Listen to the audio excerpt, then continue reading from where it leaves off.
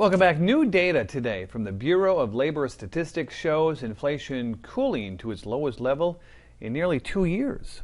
But with prices still high, the Federal Reserve may have to keep raising interest rates at least one more month, pushing the cost of borrowing money even higher. NBC's Alice Barr breaks in on this in Washington to break down those numbers.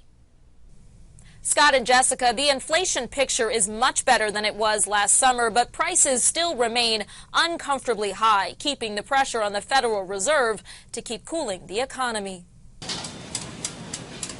Reassurance today that sky-high prices are headed in the right direction as inflation cooled to 5% year-over-year in March, down from 6% in February. It's the 9th straight month of easing price growth on an annual basis since a 9% peak in June. July, August, September, October, November, December, January, February, now March have been lower.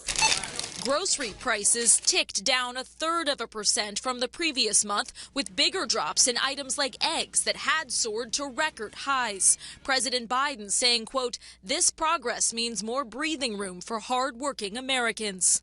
Jobs are going up, wages are going up, and inflation is coming down. But prices are still way too high, with housing costs continuing to wear on Americans. A new CNBC Momentive survey finds that 70% of those polled are stressed about their personal finances.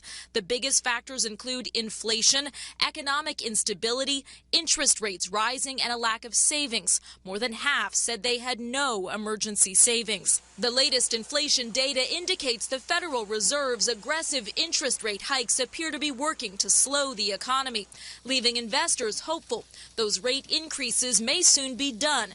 Though with inflation still well above the Fed's 2% target, analysts expect at least one more small hike next month, meaning an even higher cost of borrowing for consumers waiting for signs of hope in the economy to bring real-world relief. Part of the reason prices remain stubbornly high is a hot jobs market. People with jobs can keep spending. The unfortunate trade-off is that the Federal Reserve wants to see the unemployment rate rise before it stops hiking interest rates. In Washington, Alice Barr, News 11. Scott and Jessica, back to you.